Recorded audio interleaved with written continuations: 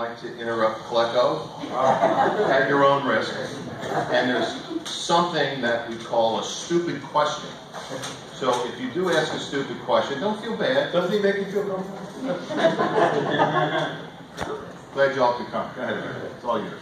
All right, so without further ado, that's Greg Buttle, a character with character.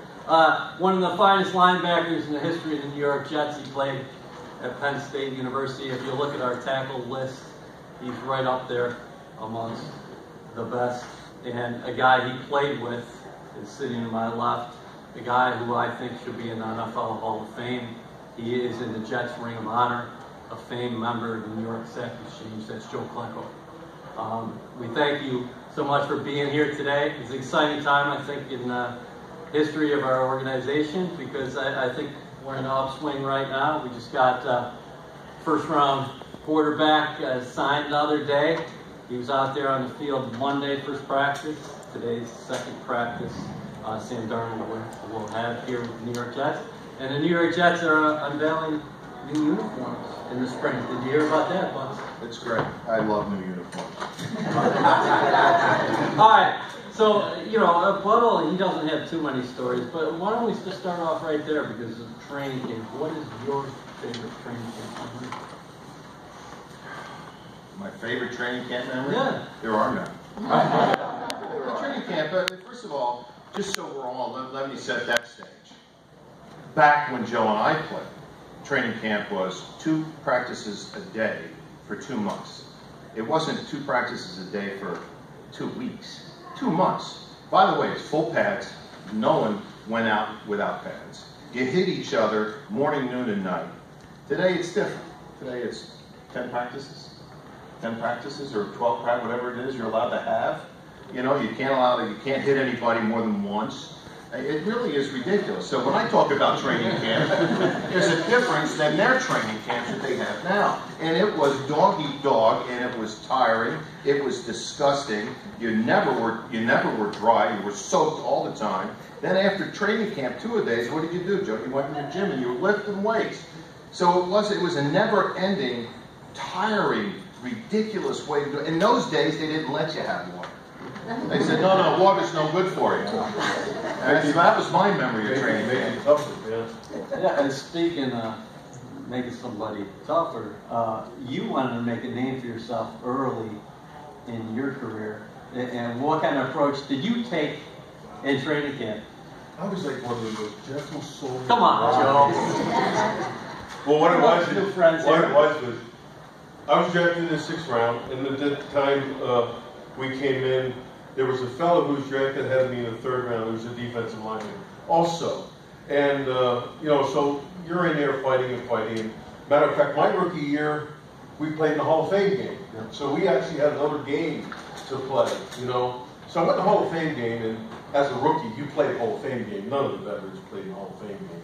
You know, so I played the whole game against Noah Jackson and Reedy Sorey. Now, that may not mean much to you guys. The Chicago Bears, when Walter Payton was there, these 2 guys were the renowned guards. They both stunk, okay, but they had Walter Payton. Walter Payton, of course, we all know is, you know, probably the 2nd greatest running back yards-wise now in the NFL, and he was a wonderful guy to play against, really. So I had a great game, and I was doing well, and all. So we come back, played 3 seasons. Now, as you get down to the end, the veterans play more, you play less. Okay, so it comes down to the last practice, okay? Now, all the veterans, I was a great rookie. I was. Wasn't I much? You were very good. They asked you to sing, I sang 20 times. I did everything they asked me to do. I wanted to make friends with them and so forth. But then when it came down to the last practice before the last cut, everything was down to where all the veterans were telling me, Joe, listen, he's a 3rd rounder, you're a 6th rounder. They got more money invested in him. The numbers don't work. He's healthy, nothing's going to happen. It don't look good for you. So anyway, I'm taking this all in. You don't sleep much, you know, because all you're waiting is for that knock on the door and the Turk to show up, and, you know, your dreams are wasted. So I go out the next day, and I'm going to practice, and we're in team now. So it's getting nearly the end. So the first team offense comes out, and They go, okay, guys, listen, we're going to go half speed. Just, okay, we'll go half speed. So I line up in the guard in front of me. I bust him in the jaw, throw him in the backfield, kill the running back, sprained his neck, and everybody jumped in my face. And all I said to them was this: listen, all of you have a job. I don't. I'm going to be here all day. If you want some of it, come get it. And basically, that's how I made my bones the first day. And I stood right behind him. But needless to say, the next day was that cut down. He was still there. I was still there. Now, they didn't really tell you if you made it or not. So I walked on the field with eggshells, like, oh my God, what's going to happen? So John Easy comes up to me, and one of the coaches, he goes, hey, congratulations, you made the team. I'm like, somebody said something to me, thank God. You know, as you're a rookie, you're a lowlife. You really are. Until you make something of yourself. And that was my first encounter as far as making a name for myself. What about you after you coming out of Penn State? It wasn't too hard coming out of Penn State. First of all, back in 1976, if you think the Jets have stunk in the last 4 years, they're great compared to what we were in 1976. Terrible. There were guys that I don't know how they were even in a uniform on our football team. We had discipline at Penn State. You came to a practice and there was no discipline in practice. You looked around, you go, what, they're walking around? Everyone used to run. It was crisp. It was tough. It was almost scrimmage every day. You got to the pros, you go, you gotta be kidding me. So when you look around, the first day I got to it was minicamp. First day I got to, and I had, and Joe, of course, will attest it, I had who I thought was the greatest coach I ever coached by. That was Walt Michaels. And Walt Michaels was the linebacker coach at the Jets. He was VC for the Super Bowl champion Jets, and so he had a history with the Jets. And I will tell you something. What I didn't know at linebacker, he taught me the rest of it. And the first thing he says to me is, all right, Penn State, let's see how you do in this drill. It was all he said. And that's all he had to say to me. And I was going full speed without pads on. And that's the way we did it at Penn State. And that's what I did. And then all of a sudden, guys get pissed off at you because you're going fast and they're not. I go, hey, listen, it's about making this football team and doing what you're supposed to do. And it's do your job. And everyone, you've heard those things a long time. Do your job. And if you do your job, you get to be a Joe Klepper. That's What was Buttle like as a player? Bud was a great player, really was. You know, he covered my butt a good bit one time. I was actually hurt in 1982, and I came back in the AFC Championship game against Miami, which we actually should have won if Richard didn't throw from really good interceptions. But anyway. That's a reference to the Mud Bowl down there. Oh, yeah. If anybody's a Jet fan, in 1982, we went down to play the Dolphins, and John Shula forgot to cover the field, just a mishap.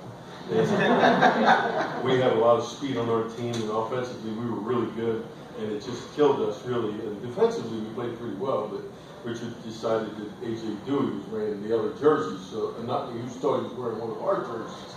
So it didn't work out well. But anyway, the Butts covered my butt so many times in that game. I don't know why it was. I was playing left tackle that day because Abdul Salam, whatever got hurt or whatever it was. So I was on, Greg was the left side, outside linebacker. And so whatever it was, is I would take up normally 2 guys, and that's what I would do. And he knew it. And he would just, doesn't really diagnose the play because, you know, it wasn't, you know, Shula's offense wasn't really missing him, you know what I mean? And he was making tackles in the backfield and actually making me look good, you know, because if they had to run in the hole, I was really playing on one leg because I just come off knee surgery and it was funny, we went on strike and I broke my knee in New England and I came back. That was the second game I played in, and I played most of the game, but I really wasn't ready. And it would have really had a bad picture if it wasn't for him back well, there were a lot of good things like Joe. Just little simple stories, right? You did. First of all, I'm going to preface it like this. I don't say this much to anybody because it sounds like who the hell you are. When we played, there were 1,300 NFL players. 1,300 in the world. So you're one of 1,300. Now, out of the 1,300, where are you in that 1,300? Well, out of the world, you're 13. I'll take 1,300, but no, you don't. That's not good enough. And so you work your ass off to get to the top 100 players in the league. And now you think, man, you're top 100 player in the league. And what happens is you have to go out there and work like crazy every day. There was no one in the weight room more than Klecko was. There was nobody that would work as hard as he was. And I remember his rookie year when he was drafted. It's hilarious. His rookie year, we were in the weight room. Remember that when we were in the weight room? He came into the weight room. Oh, I was always there. Yeah. So he comes in like this. He says, when he says, I'm Joe Klecko. Hey, Joe. Oh, yeah, Penn State, Temple. We played against each other my senior year. And we start to lift weights, and so I'm going to do military presses. So you're going to do military presses, and everyone knows what that is. You take the bar and you put it over your head. So I have 185 pounds on it, and he says, what are you doing? I go, I'm warming up. He says, okay, I'll wait. So I put 225 on the plates. It's two big 45 plates on either side. He says, what are you doing? I said, I'm going to rep. He goes, I'll wait. You're going to wait. I warm up with 275. I go, really? He goes, oh yeah. So he waits, he gets 275, goes on the plate, he goes, puts it back down. I go, impressive. Impressive. I could probably do that twice. So he says, he goes, put 315 on. So that's 3 45 plates on either side. So he puts 3 45 plates on. I go to him, there's no way you're putting that over your head. He goes, I'll put that over my head sitting down. So he takes the bar, he goes, I got there, and he sits down. I remember you sit on the edge of the bench like this. He goes, oh, you want me to do it behind my neck? Behind his neck. So he does 10 behind his neck of 315 pounds. And that was my first meeting with Joe Klecko. And I said, boy, I want to play behind that guy. But Joe and I were roommates for 9 years on the road. Yep. And we had 1,000 stories to tell. I mean, some you can't kind of tell because it would incriminate people. But you could share a few. What was life on the road like? Greg was a terrible gym player. Terrible gym player. Every time we played gin a lot, okay? I'd have to let him win. So he would go around bragging, I beat Joe again. And what he didn't realize, if we were in a tournament, he'd be getting his butt kicked. But I let him win all the time in gin. It's one of them things behind the closed doors. You know, so he went out around and he started bragging about it. Well, I didn't like the bragging part of it because I was a good gym player too. But I let Greg get away with it really because it's one of them things you do for a roommate who can't really do 315 over his head. But in our days when we played, we didn't make money. I mean, in my career, I didn't make $1 million. These guys make $1 million a play. And so we had to do a lot of things to make as much extra money as you. Some guys used to sell ties in the off season. A lot of guys worked in the off season. But during the season, Klecko and I would try to figure out how to take money from guys in the locker room.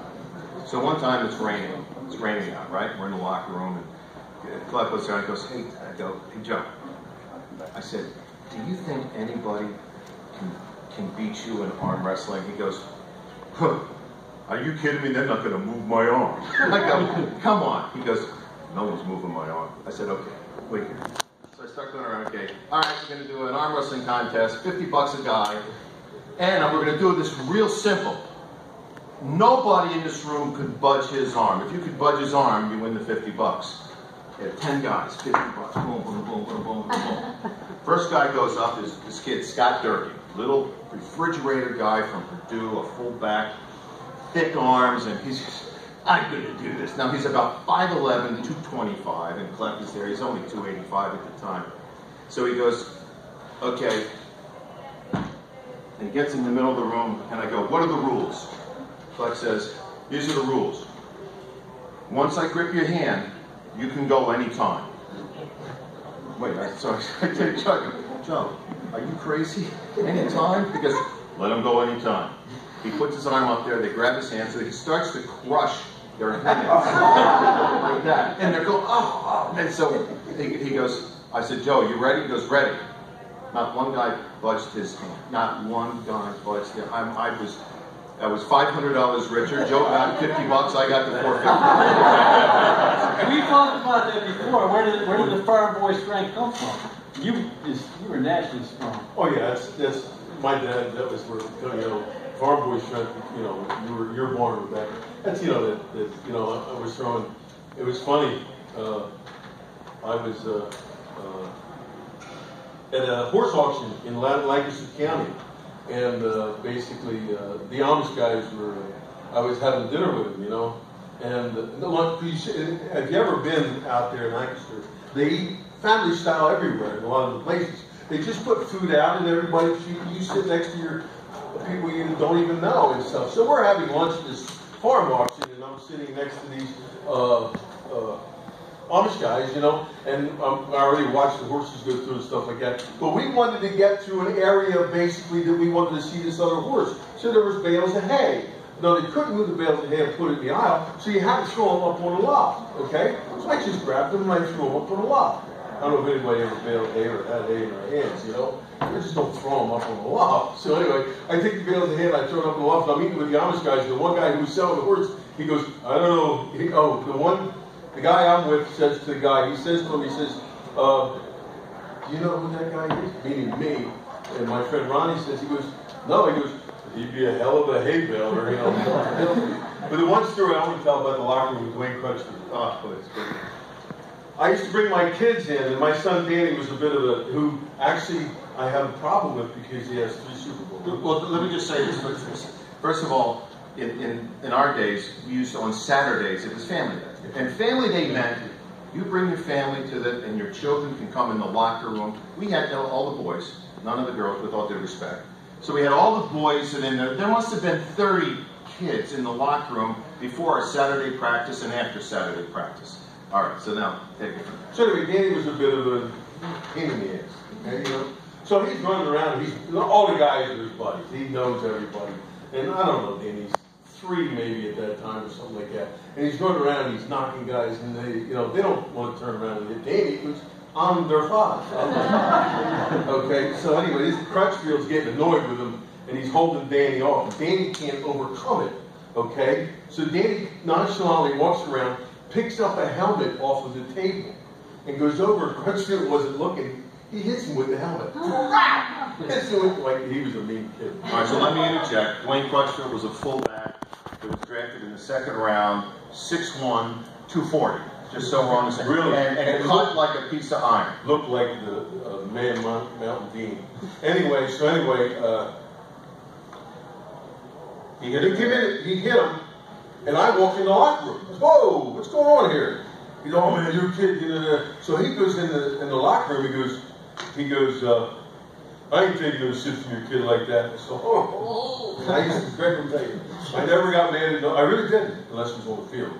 I never got mad at nobody. Since Dwayne walked back in the locker room, he was about 250 pounds, and I walked in behind him, and I grabbed him by his butt, his pants, and his shoulder, and I threw him up on top of the locker. I'll tell you, I threw him up on top of the locker. 10 feet off the top of the locker. And I went, oh, and I ran away. So later on after practice, he comes in, he's riding the bike, and I walk in the training room, he goes, now I know why them guys got questions. But that was funny. So, while we're talking up here and enjoying ourselves, and I hope you all are enjoying this discussion, if anybody has any questions for Greg or Joe, just, let it out.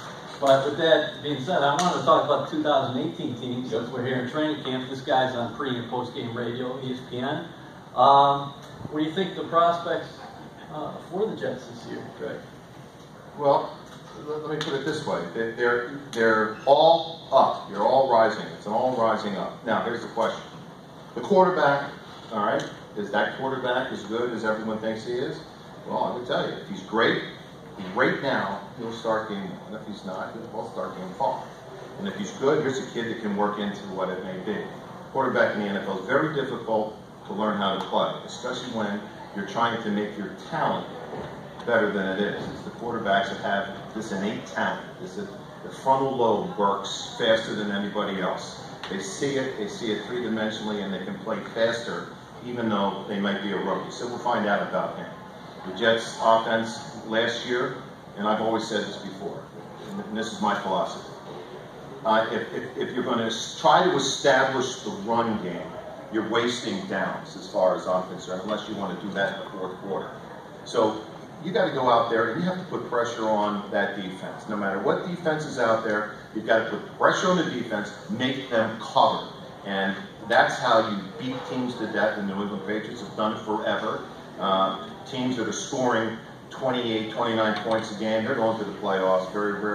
Rarely do they not, unless their defense is terrible. So if you look at that, the Jets have only averaged about 18, 19 points a game over the last 3-4 years. That has to change, or else you're not going to win. So quarterback, wide receivers. Me, as far as I'm concerned, I don't care if they run the ball.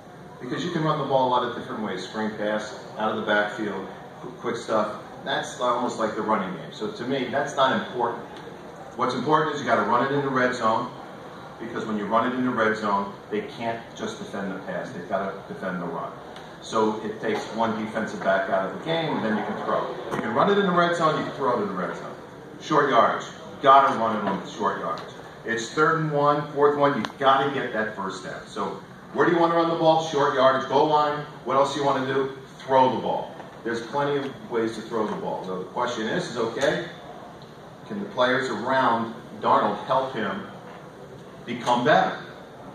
Or is Darnold going to make them better? And I will tell you something. If Darnold makes them better, that kid's going to be great. So we'll wait and see. We'll find out all about it. The defensive side of the ball, as far as I'm concerned, defensive ball is all about pass defense.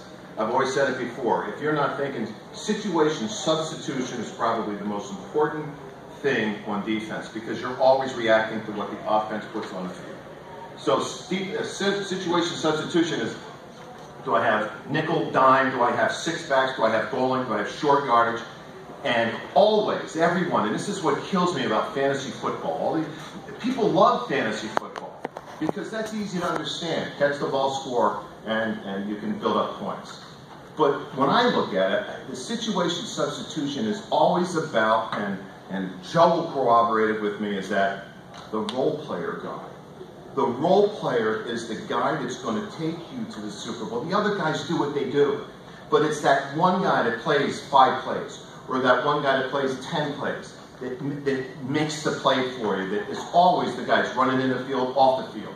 Those guys are so important to the cohesiveness of your football team and other players depending on them. I mean, Klecko isn't going to be on the field every single play, or I wouldn't be on this. Someone else is going to be in there. And when that guy gets in there, he's got to play almost as well as Klecko plays, or as Greg Little plays, or whatever.